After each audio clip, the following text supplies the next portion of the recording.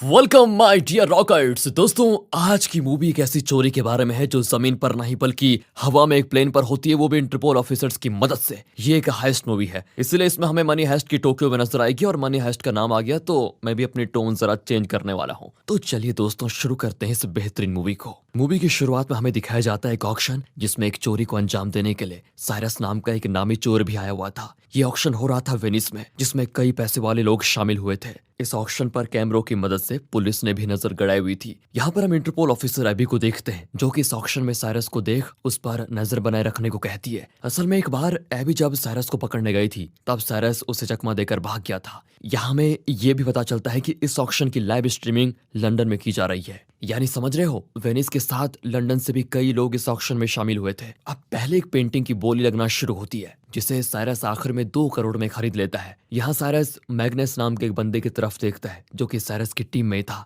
दरअसल इस पेंटिंग को पहले ही मैग्नस ने चुराकर ब्लैक मार्केट में से सेम उसी दाम पर बेच दिया था जिस प्राइस पर साइरस ने यहाँ पर खरीदा है। इसके बाद अगला आइटम एक तरह का टैग था, जो कि असल में एनेट नाम के एक आदमी ने डिजाइन किया था। ये एक तरह का मास्क था जिसमें करीब 482 छोटे छोटे कैमरे लगे हुए थे, जो कि लाइव मोशन को कैद करके डिजिटल आर्ट तैयार कर देता था। इसे हम एनएफटी भी कहते हैं। अब एनेट के इस प्रोडक्ट की बोली लगना चालू होती है और इस बार ज्यादा बोली लगाकर साइरस इस चीज को भी खरीद लेता है। इतना होते ही साइरस कोड वर्ड में लिफ्ट बोलता है और उसके इतना बोलते ही एक लड़की किसी तरह का एक बटन दबाती है और वहां की लाइट चली जाती है। साथ ही एक धमाका होता है जिससे वहां भगदड़ मचाती है। दोस्तों, इस मूवी में लिफ्ट शब्द का जब भी इस्तेमाल होता है तो समझ लो चोरी का काम शुरू। अब इस चीज का फायदा उठाकर साइरस एनेट से कहता है कि आप मेरे साथ प्राइवेट यॉट में चलो, वहां मैं आपको पेमेंट करके इसे ले लूंगा। एनेट उसकी बात मानकर साइरस के साथ चल देता है। अब ये देखकर एबी समझ जाती है कि साइरस का कुछ तो प्लान है। अब एबी के कहने पर सभी साइरस के पीछे लग जाते हैं,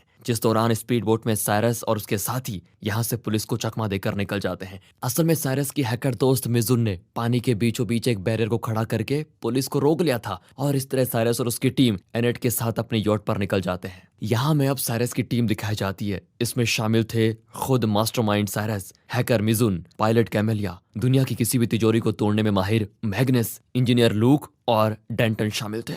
वो मिजन ही थी जिसकी वजह से ऑक्शन में भगदड़ मची थी। यहाँ साइरस एनेट के अकाउंट में 2 करोड़ ट्रांसफर करता है और फिर ये लोग खूब पार्टी करते हैं। इधर एबी अब इन लोगों को तो पकड़ नहीं पाती, लेकिन उसने डेंटन को पकड़ लिया था। वो डेंटन से साइरस के बारे में पूछती है, जिसे डेंटन पहले तो कुछ नहीं बताता, मगर फिर जब एबी उससे कहती है कि जो पहली पेंटिंग साइरस ने चोरी की थी उसका इल्जाम मैं तुम पर डालकर तुम्हें पूरी जिंदगी के अंदर कर दूंगा, तब इस पर डेंटन कहता है कि साइरस को पकड़ने के लिए हमें लंदन जाना होगा। दूसरी ओर जब एनेट उठता है तो वो न्यूज देखता है कि उसमें बताया जा रहा है एनेट को कुछ लोगों ने किडनैप कर लिया है। अब इस बारे में एनेट साइरस से पूछता है तो वो कहता है कि क्या तुम्हें लगता है कि हमने तुम्हें किडनैप किया है? ऐसा नहीं है, बल्कि ये हमारी प्लानिंग का हिस्सा था। तुम जानते हो, जब मोनालिसा की पेंटिंग को चोरी किया गया था उसकी कीमतें रातों रात आसमान छूने लगी थी। यही चीज तुम्हारी इस आर्ट के साथ होगी। इस वक्त ब्लैक मार्केट में इसकी कीमत करीब 8 करोड़ हो चुकी है, जिसे हम आपस में बांट लेंगे। एनेट ये सुनते ही साइरस के साथ हाथ मिला देता है। इधर लंदन में अभी इंटरपोल ऑफिसर हॉक्सली के बुलाने पर आती है, जो उसे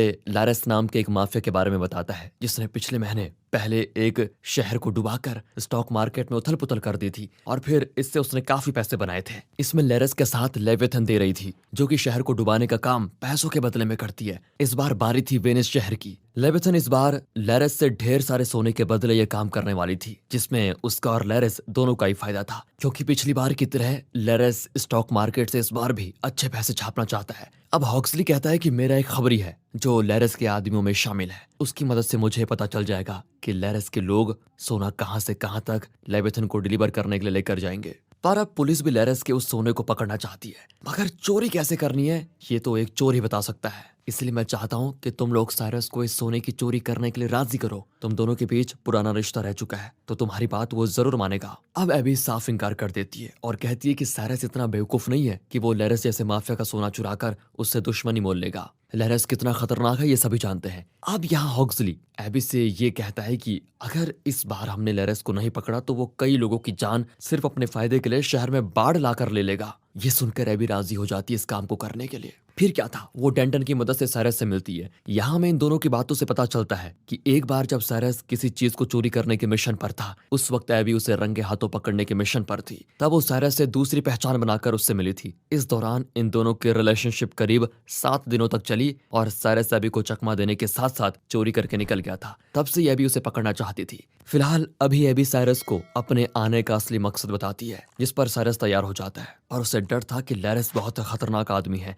साथ ही अगर ऐन वक्त पर इंटरपोल ने भी अपने कदम वापस ले लिए तो मुश्किल हो जाएगी। यहाँ साइरस की शर्त ये थी कि एबी भी इस चोरी में उसकी टीम को ज्वाइन करे, पर वो इनकार कर देती है और साइरस उसे 24 घंटे का वक्त देता है सोचने के लिए, जो कि काफी सोचने के बाद अगले दिन इनके साथ उस चोरी में शामिल होने के लिए मान जाती है। अब यहाँ से शुरू होता है इनका असली प्लान। एबी बताती है कि सोने को पहले एक ट्रक में लोड किया जाएगा और फिर उसे लंदन में एक प्लेन में लोड किया जाएगा। इस प्लेन से सोना पहुंचेगा ज्यूरिक, जहां से अनलोड करके सोने को लैरिस की प्रॉपर्टी पर उसके और लेविथन के पास पहुंचा दिया जाएगा। अब यहाँ खतरा यह था कि इन्हें सोने को गोडाउन से प्लेन में शिफ्ट करने तक ही उस सोने को चुराना था। अब इतने कम टाइम में इतने सारे सोने को चुरा पाना तो नामुमकिन लग रहा था। अब इस पर साइरस कहता है कि हम इस चोरी को प्लेन में अंजाम देंगे, जिसके लिए हमें उसी प्लेन की तरह दिखने वाला एक दूसरा प्लेन चाहिए होगा। ये सुनकर मिजुन चेक करती है तो पता चल जाता है कि जिस प्लेन की साइरस मांग कर रहा है उससे मिलता जुलता एक प्राइवेट प्लेन मौजूद है। फिर ये लोग उस प्लेन के मालिक से मिलने जाते हैं, जो कि इस काम के लिए अपना प्लेन देने से मना कर देता है। इस पर एबी उस आदमी को धमकाती है कि मैं इंटरपोल से हूँ, अगर मैं चाहूँ तो तुम्हारे इस प्लेन की वजह से तुम्हें अरेस्ट करके अंदर कर सकती हूँ,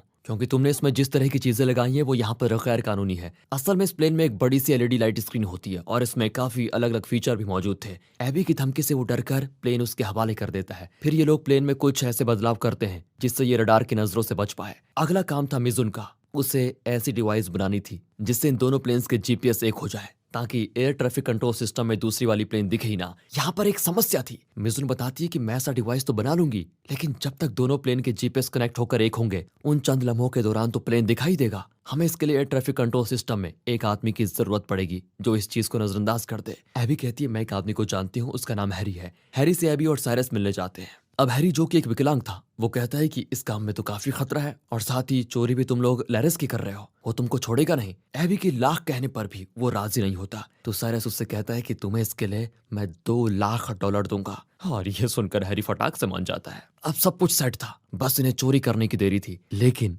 इससे पहले एक दिन साइरस अपने साथियों से कहता है तुम लोगों में से कोई अगर जाना चाहता है तो जा सकता है, क्योंकि अगर हम पकड़े गए तो लैरिस किसी को भी जिंदा नहीं छोड़ेगा। इस पर सभी कहते हैं कि बिना किसी रिस्क के तो काम में मजा आता ही नहीं, हम कहीं नहीं जाएंगे। और ये सुनकर साइरस कहता है कि ठीक अगले 10 दिन के अंदर सब कुछ तैयार कर लो। इस पर मैग्नस कहता है कि अभी मेरी एक समस्या है। वो बताता है कि जमीन पर मैं अपनी लेजर लाइट की मदद से कोई भी ताला या तिजोरी तोड़ सकता हूँ, मगर प्लेन के अंदर हवा में ये नामुमकिन नहीं होगा, क्योंकि उस वक्त लाइट स्थिर होनी चाहिए, प्लेन तो हिलता डुलता रहेगा। साइरस उससे कहता है कि मैं तुम्हारे लिए एक स्टेबल प्लेटफॉर्म का इंतजार करता हूँ। और फिर जल्दी मिजुन भी उस डिवाइस को बना लेती है। वो कहती है कि ये डिवाइस काफी बड़ा है और किसी बॉम्ब की तरह दिख रहा है, एयरपोर्ट में इसको ले जाना मुश्किल होगा। अब एबी कहती है कि एक काम करो, तुम उसके सभी टुकड़े अलग अलग करके सब लोगों में बांट दो, फिर इसे प्लेन के बाथरूम में पहुंचने के बाद वहां जोड़ दिया जाएगा। हाँ, ये आइडिया काफी सही था। तो मिजुन ऐसा ही करती है। फिर वो दिन भी आ जाता है जब इन्हें प्लेन पर चढ़ना था। ये लोग प्लेन पर बैठ जाते हैं, जहां हम लैरिस के कुछ लोगों को इसी प्लेन पर देखते हैं, जिसमें से 3 इकोनॉमी क्लास में और 2 बिजनेस क्लास में मौजूद थे।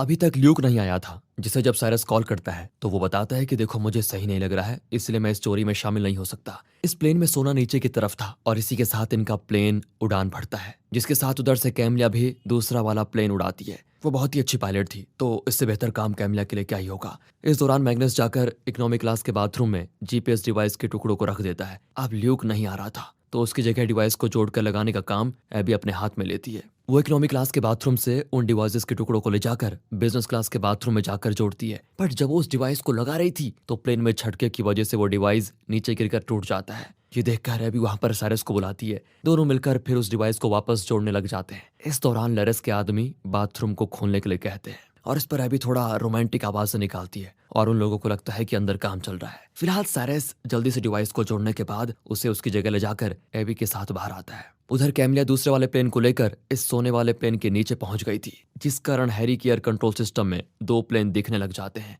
जिसे उसकी एक कोवर्कर देख लेती है। तो हैरी इसको ग्लिच बताता है। अब हैरी जब तक अपनी कोवर्कर को बातों में लगाया हुआ था, तब तक मिजुन अपने डिवाइस को एक्टिवेट करके दोनों प्लेन्स के जीपीएस सिस्टम को एक कर लेती है। इससे हैरी के सिस्टम में दोबारा से एक ही प्लेन शो होने लग जाता है, तो उसकी कोवर्कर इसे ग्लिच समझकर चली जाती है। जिसके बाद कैमिलिया अपने प्लेन को ज़ुरिक की तरफ मोड़ लेती है, क्योंकि हैरी ने पायलट से पास ही के एक एयरपोर्ट पर लैंड करने के लिए बोला था। वो पायलट से कहता है कि आगे मौसम खराब होने की वजह से काफी ज्यादा टर्बुलेंस है। मुझे पता है मैं आपको जहां पर लैंड करने के लिए बोल रहा हूं वहां पर लैंड करवाना खतरे में है, पर मुझे आप पर विश्वास है कि आप ये अच्छे से कर लेंगे। पायलट हैरी की बात मानकर अपना रास्ता बदल लेता है। अब इस प्लेन के दूसरे हिस्से में हम मैग्नस को देखते हैं, जो कि उस लॉकर को खोल रहा था जिसमें सोना रखा हुआ था। यहाँ लैरिस के आदमियों को शक हो जाता है और वो भी कई टुकड़ों में गन लेकर यहाँ पर आए थे। वो जल्दी गन को असेंबल करके मैग्नस की तरफ जाते हैं, जहाँ साइरस और एबी उन्हें रोकते हैं। यहाँ इनके बीच काफी बड़ी फाइट होती है, जिसमें साइरस और एबी उन दोनों लोगों को मारने में कामयाब होते हैं। पर बाकी के जो और 3 गुंडे थे उन्होंने मैग्नस के साथ एबी और साइरस को गन पॉइंट पर ले लिया था। सोना चुराने के पहले ये लोग पकड़े गए थे। अब क्या होगा? इसी बीच पायलट प्लेन को एक बर्फ से ढकी जगह पर लैंड करवाता है, जहाँ प्लेन को उतना नुकसान नहीं होता, पर अब वो उड़ नहीं सकता था। अब प्लेन ज़ुरिक के बजाय कहीं और उतर गया था, तो लैरिस एकदम से बौखला जाता है और वो ऑर्डर देता है कि जो भी मेरे सोने को चुराना चाहता है उसे मार दो। इस जगह पर कैमिलिया भी अपने प्लेन को लेकर आ जाती है। अब लैरिस के आदमी पैसेंजर प्लेन में रखा सोना कैमिलिया के प्लेन में शिफ्ट करके ज़ुरिक के लिए निकलने की सोचते हैं। इस पर कैमिलिया कहती है कि मेरा प्लेन इतने सारे वजन को नहीं संभाल पाएगा, पर लैरिस के आदमी कहाँ मानने वाले थे। वो सारा सोना दूसरे प्लेन में शिफ्ट कर देते हैं और एबी, मैग्नस, मिजुन और साइरस को उसमें बैठने को कहते हैं। कैमिलिया प्लेन को उड़ाने के दौरान जानबूझकर प्लेन को एक तरफ झुका रही होती है। वो कहती है कि सोने की वजह से वजन से प्लेन में संतुलन बिगड़ रहा है, जबकि ये उसने खुद किया था, ताकि इन्होंने जो परत प्लेन पर रडार से बचने के लिए लगाई थी वो थोड़ी सी उठ जाए और इनका प्लेन रडार में दिखने लग जाता है।